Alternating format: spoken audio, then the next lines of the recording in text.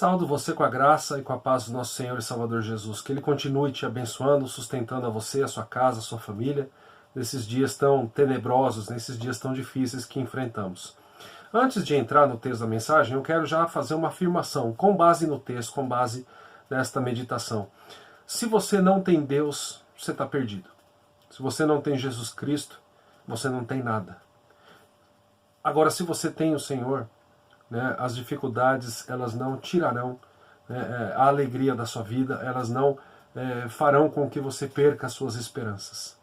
Por que eu digo isso? Porque eu gostaria de ler com você o Salmo 46, que diz que Deus é o nosso refúgio e fortaleza. E eu acredito que esse texto tem grandes lições para a nossa reflexão neste momento e que você possa acompanhar a leitura e prestar atenção no que o salmista diz para cada um de nós. Deus é o nosso refúgio e fortaleza, socorro bem presente nas tribulações. Portanto, não temeremos, ainda que a terra se transtorne e os montes se abalem no seio dos mares. Ainda que as águas tumultuem e espumejem, e na sua fúria os montes se estremeçam. Há um rio cujas correntes alegram a cidade de Deus, o santuário das moradas do Altíssimo. Deus está no meio dela, jamais será abalada. Deus a ajudará desde antemanhã. Bramam nações, reinos se abalam. Ele faz ouvir a sua voz e a terra se dissolve. O Senhor dos exércitos está conosco. O Deus de Jacó é o nosso refúgio. Vinde, contemplai as obras do Senhor, que assolações efetuou na terra. Ele põe termo à guerra até os confins do mundo. Quebra o arco e despedaça a lança. Queima os carros no fogo. Aquietai-vos e sabei que eu sou Deus. Sou exaltado entre as nações, sou exaltado na terra. O Senhor dos exércitos está conosco. O Deus de Jacó é o nosso refúgio. O livro dos Salmos é o livro de canções, de orações do povo de Israel. E ele também serve para a nossa vida, para a nossa orientação, serve para a nossa meditação. É muito importante para o conhecimento sobre a graça do Senhor, sobre a presença do Senhor o tempo todo.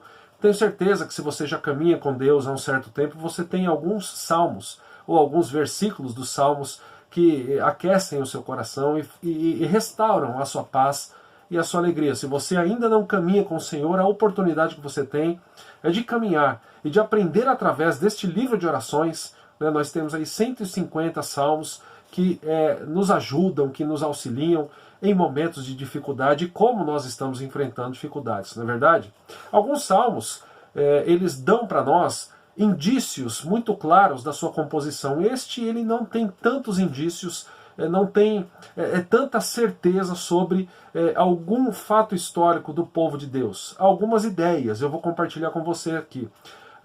O que a gente consegue entender, que alguns comentaristas vão dizer, é que o fato que muito provavelmente faz relação com o Salmo de número 46 é uma grande perseguição enfrentada pelo rei Josafá. Josafá foi um rei de Judá que ele sucede o seu pai Asa, lá no livro dos reis e no livro das crônicas. No segundo livro das crônicas, capítulo 20, você vai perceber dois povos, os moabitas e os amonitas, se levantando contra Josafá e contra o reino de Judá.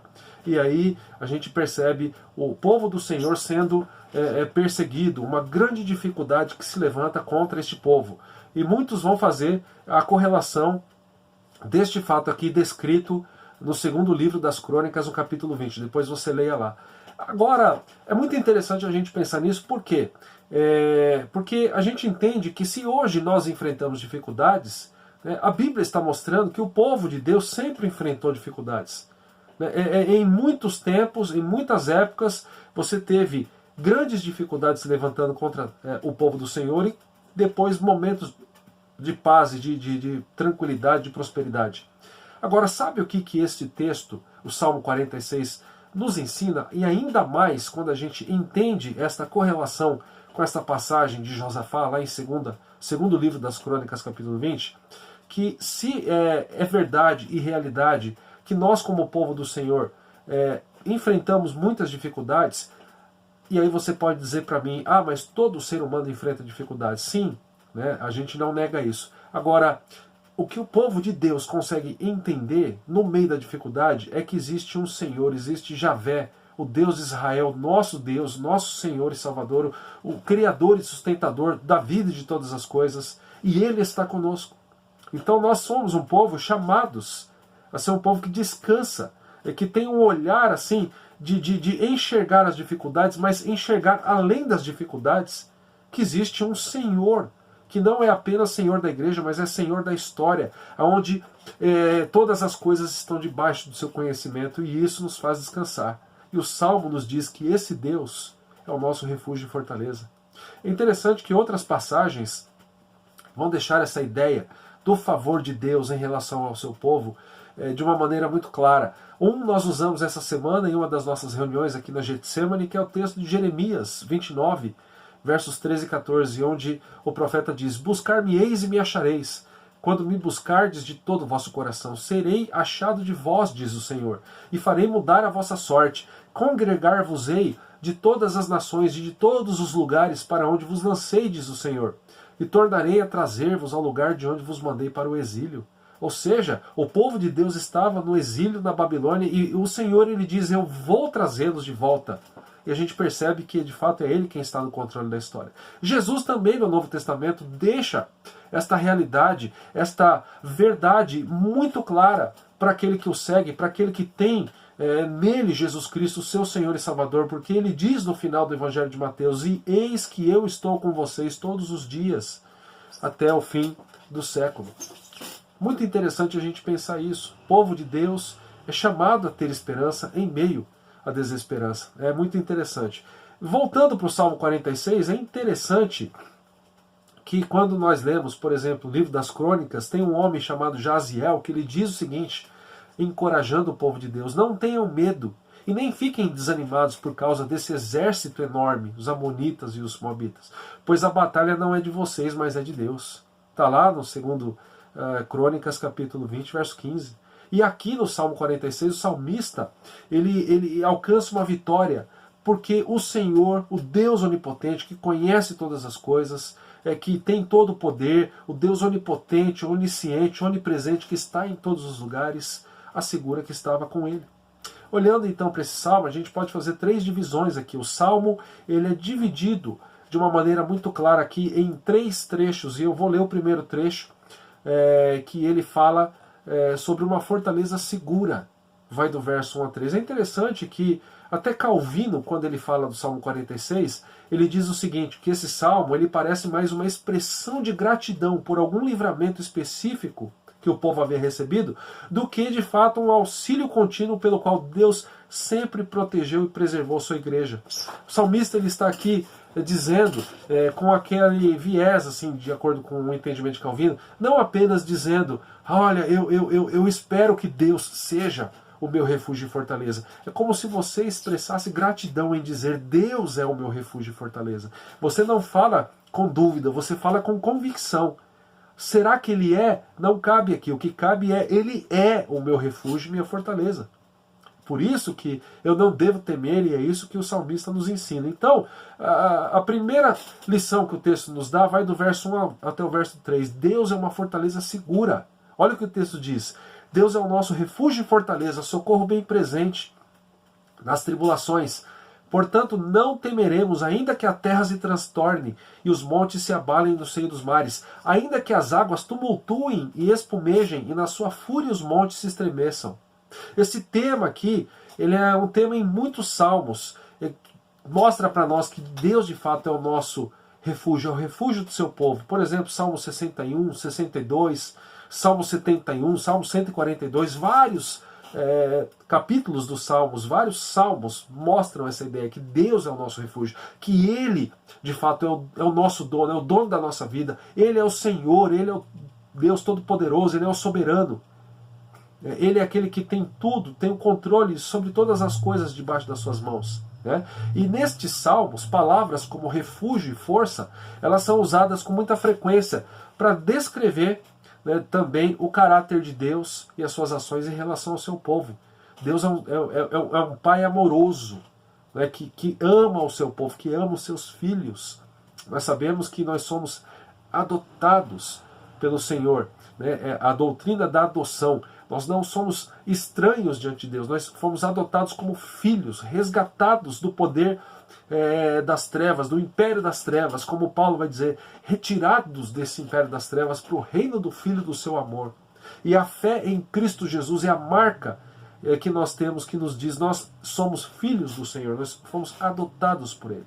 É interessante que essa confissão aqui, de que Deus é uma fortaleza segura, ela é incomum, se a gente pensar que o texto hebraico, ele traz aqui por nós, nos versos 7 e no verso 11, né? E o povo reconhece então que quando ele se encontra em tribulação, Deus está sempre perto dele. Tem essa questão, Deus não salva apenas uma pessoa, Ele está salvando o povo.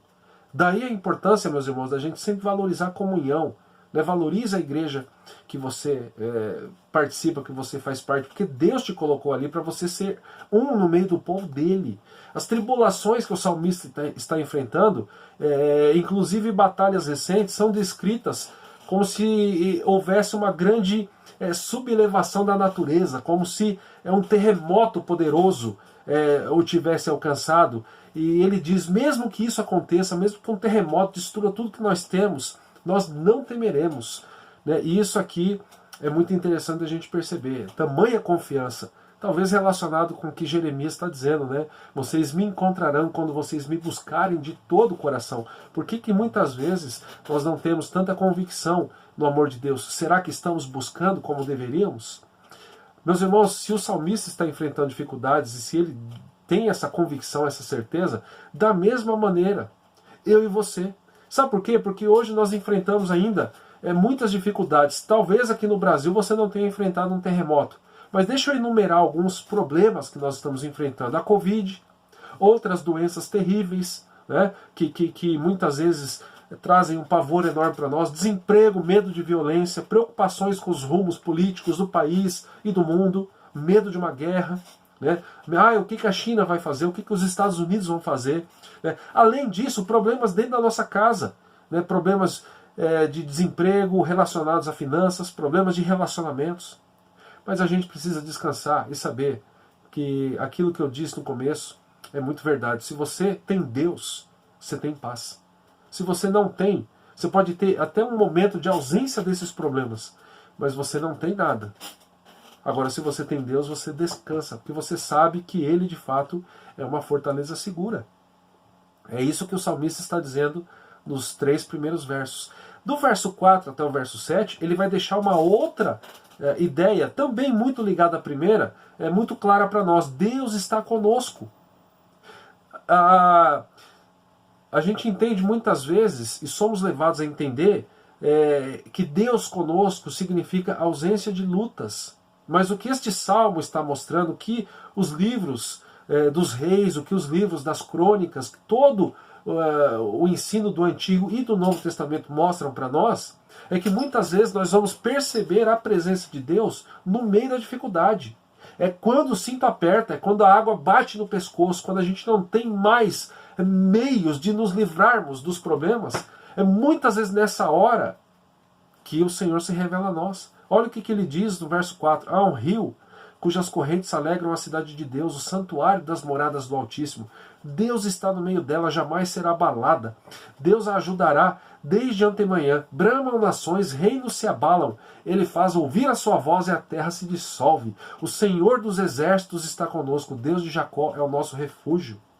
Embora neste trecho você não encontre a palavra Sião. O que era Sião? É uma fortaleza jebusita que era próxima de Jerusalém, foi conquistada por Davi.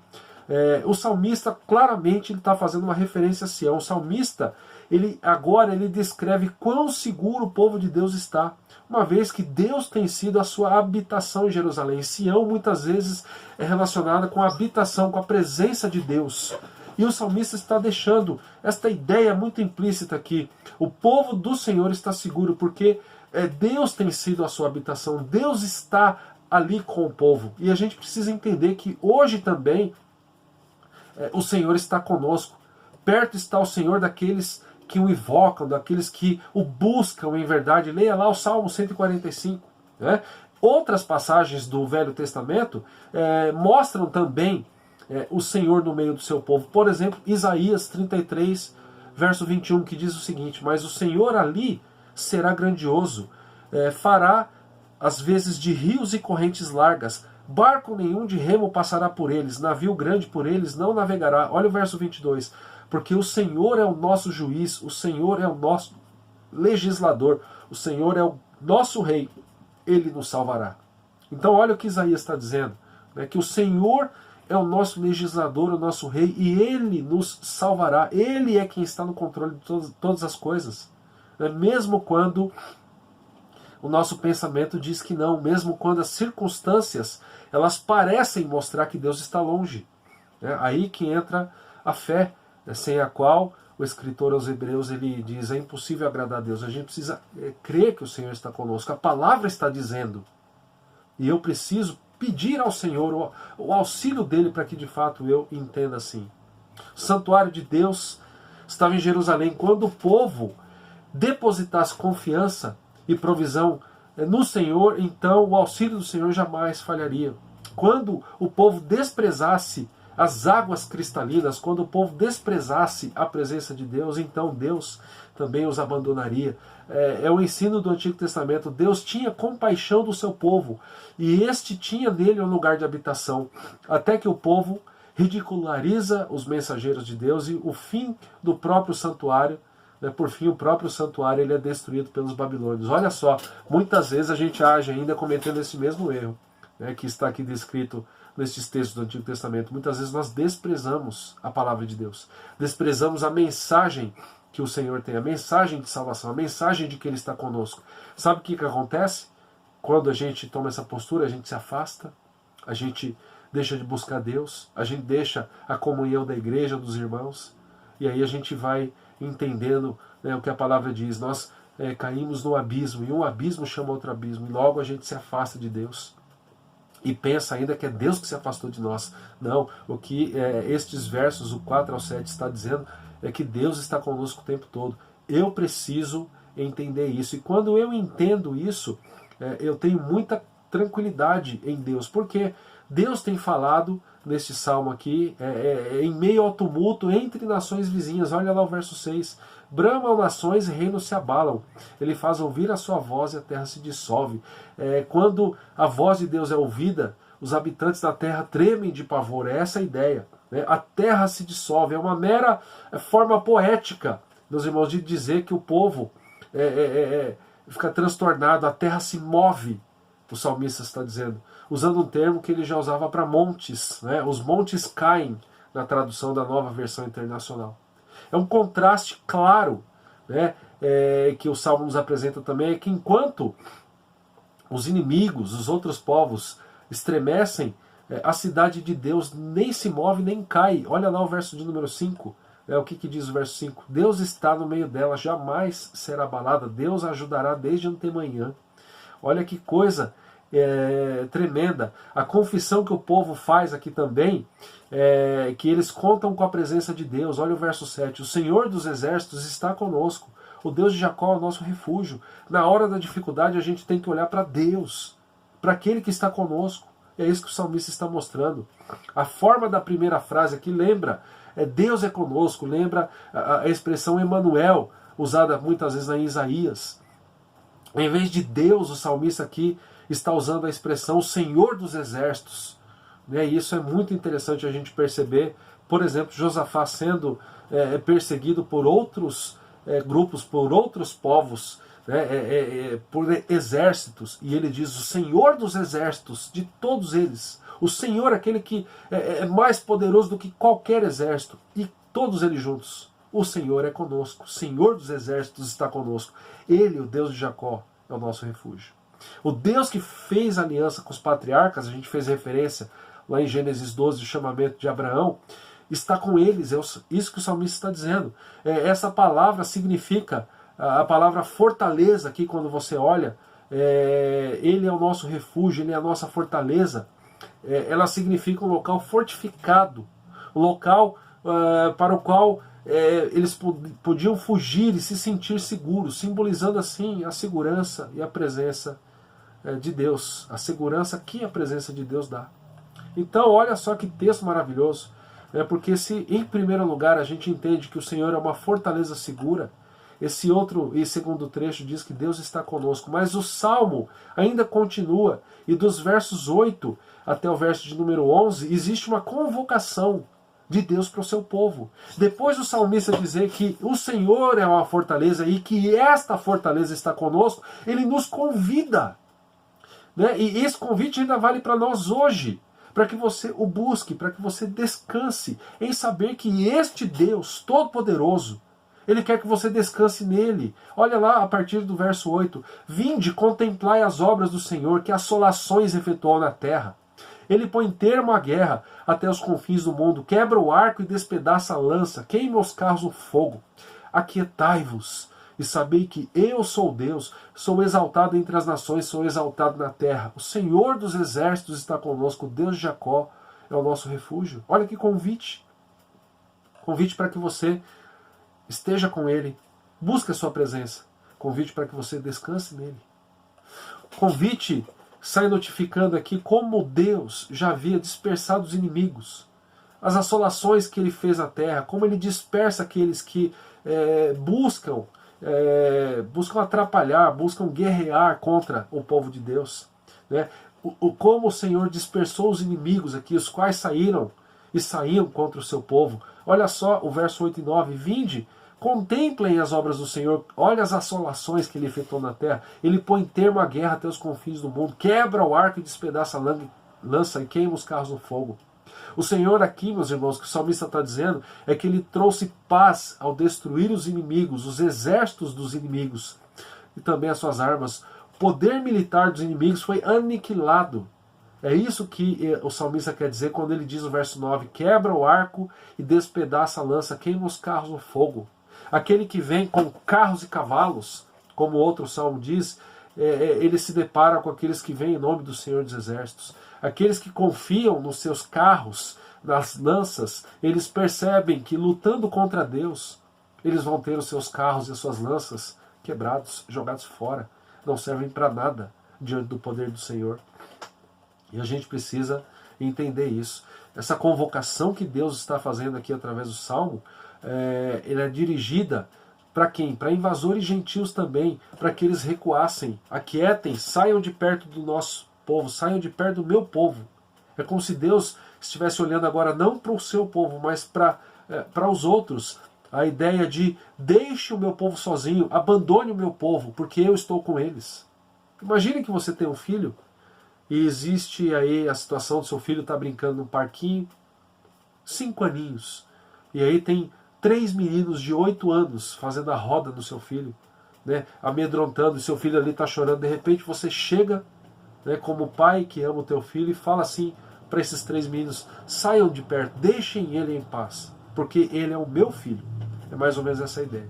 Olha como Deus nos sustenta, olha como Ele nos ama. Então esse aquietem-se e saibam que eu sou Deus, tem essa ideia, deixem o meu povo sozinho. A ideia de abandonem ele, se afastem dele.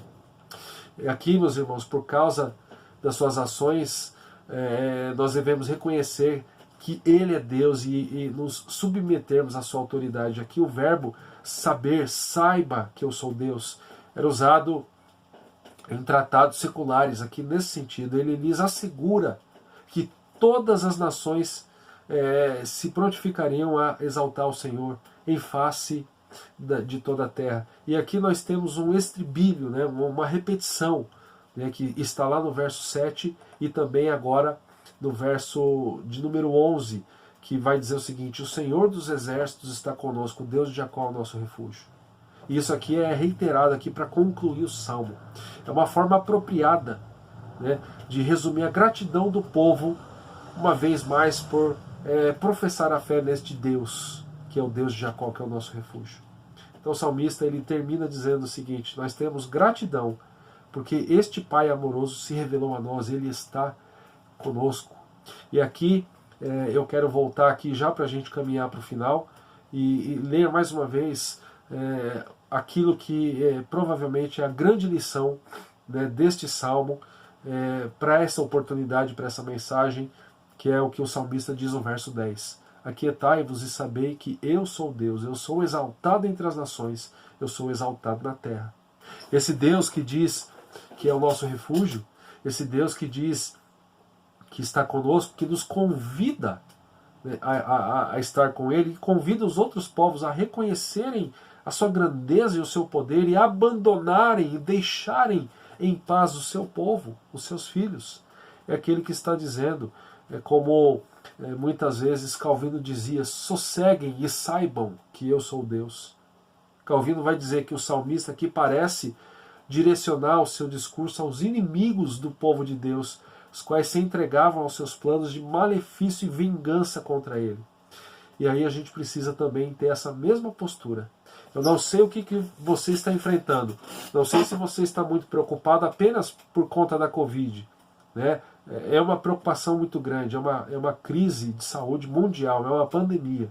Mas talvez você esteja enfrentando outros temores, talvez existam alguns monstros se levantando, gigantes se levantando para querer tirar a sua paz. Mas eu quero dizer mais uma vez, se você não tem Deus, você pode ter dinheiro, você pode ter status, você pode ter saúde, você pode ter o que for. Você, no final das contas, não tem nada. Agora, se você tem Jesus Cristo, se Ele de fato é o Senhor e Salvador da sua vida, se você reconheceu que Ele morreu na cruz do Calvário para perdoar os nossos pecados, para pagar esta dívida que existia entre você e Deus, e o Senhor teve êxito, e Jesus ele cumpriu com êxito, ele morre na cruz do Calvário e ele faz o que ele havia dito que faria antes de morrer, ou seja, no terceiro dia eu vou ressuscitar, e de fato ele venceu a morte, e a palavra diz que você, através dos méritos dele, é mais que vencedor em Cristo, foi justificado, foi santificado, foi lavado pelo sangue do Cordeiro. Se você tem Jesus Cristo como seu Senhor e Salvador, você tem tudo. E você pode descansar, e você pode ouvir o seu Pai dizendo, aquiete-se e saiba que eu sou Deus, eu sou exaltado entre as nações, sou exaltado na terra. Se você ainda não caminha com esse Deus, o convite está aberto para você. Pense nisso, e se você puder ouvir o conselho de um amigo, renda-se aos pés de Jesus Cristo, receba-o como Senhor e Salvador da tua vida, e creia que Ele estará com você todos os dias, até o fim dos tempos.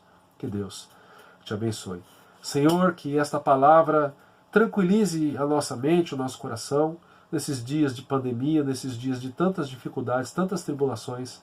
Que este convite, Pai, para que estejamos com o Senhor, ele seja prontamente aceito por cada um de nós, e principalmente por aqueles que ainda não caminham com o Senhor. Que o Senhor toque nos corações e que os converta, Pai, para a honra e glória do Teu nome, para que vivam eternamente com o Senhor pelos méritos do Teu Filho Jesus. E é em nome dele que nós oramos. Amém e amém. Que a graça do nosso Senhor e Salvador Jesus, que o amor do nosso amado eterno Pai, que a comunhão e o consolo do Espírito Santo estejam sobre nós, hoje e para todo sempre. Amém e amém. Uma excelente semana e que você caminhe cada vez mais perto do Senhor dos Exércitos. Que Deus te abençoe.